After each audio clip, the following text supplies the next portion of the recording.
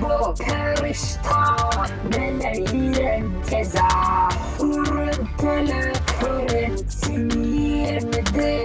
Bunda da terör kabuliyet kimliğe bilmine denecek tüm bütünlük tümünler tüm bütünlük tümünlerin kalanışları bakakta kalıktılar idyar kalıktılar ıbır yariyenin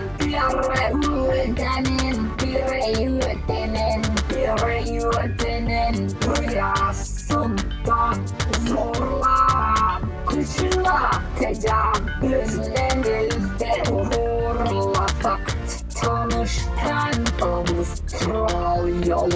Avustralyalılık mahkemlenilmiş şörük köpekler inançla Vegemite duyulay tereyağlıktılar saydınız ne kadar sahtedir onların hemeceli nasılsın diye sorduklayınca kancar kimi kançar kimi Vegemite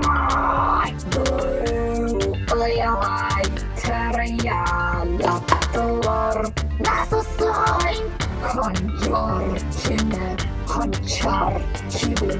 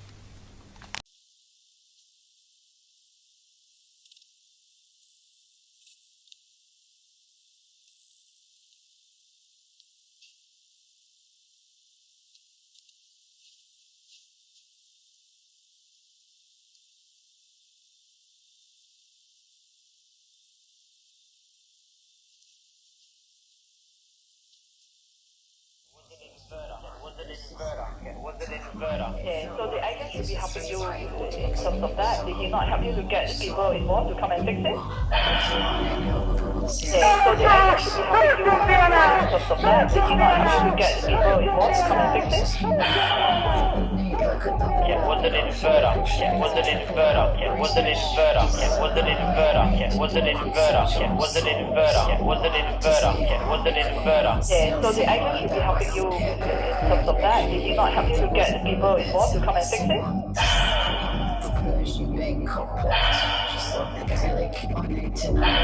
It sounds because the process of absorbing script is too difficult for mature intelligence. There are supplies I need instead of discomfort.